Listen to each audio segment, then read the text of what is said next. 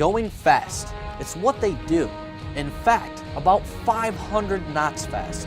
That's approximately 575 miles per hour. To put that into perspective, you might be used to going around 65 miles per hour down the highway in your car. The fastest car in the world is 273 miles per hour, which equals approximately 238 knots.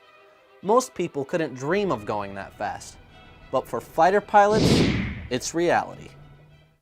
I think that being probably the biggest challenge in flying F-18s is just the speed the aircraft moves. You're covering over 8 miles a minute going that fast, so you just have to be thinking so far out in front of the jet, and not only are you just flying the jet, but you're trying to operate the systems to accomplish your mission, which ultimately is supporting the Marines on the ground.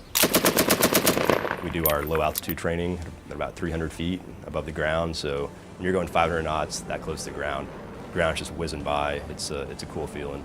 When you're going that fast up higher, you don't really have the sensation. It's kind of like flying a commercial airliner. You know, you look out the window, you can't tell you're going 400 or 500 knots, but you know, you look inside your instruments, you're like, damn, I'm hauling.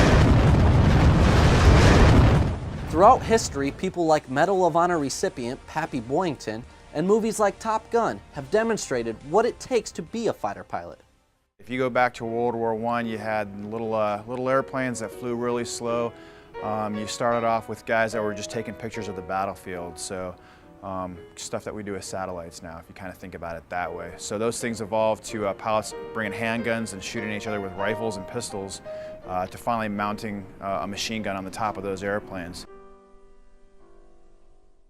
Fast forward to World War II, you got high-powered, prop-driven airplanes that are pretty soon going to transform into the first jets in that time frame. So now you have guys going out, dropping bombs on bad guys, and then maybe doing a lot of aerial combat.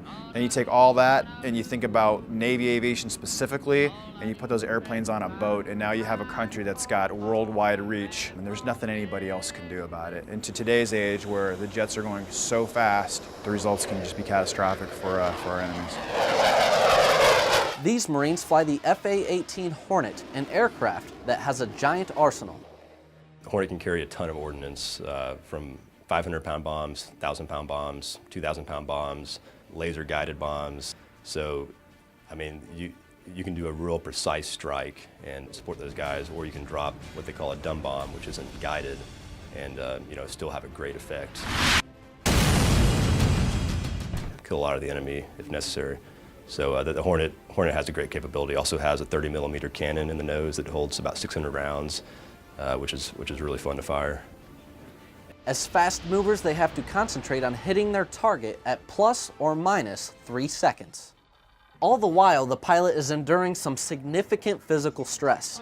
This stress is known as the G-force, or gravitational force, which is the measurement of acceleration felt as weight.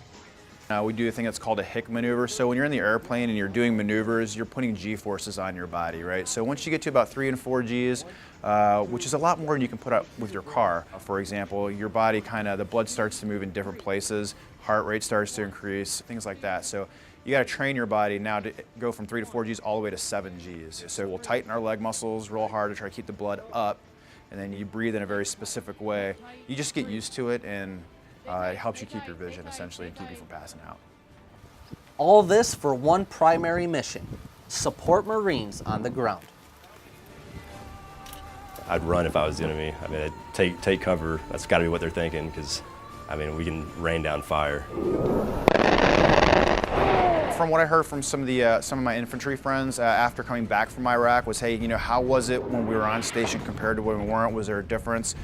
Basically what they all told me is once they can hear the jet noise on station, they don't come out, they don't fight, they go hide. So just imagine if you were 7 foot tall, 400 pounds, and you're fighting kindergartners. And now these and dozens of other Marine fighter pilots are strapped inside one of the U.S.'s fastest, fiercest, and most lethal combat weapons.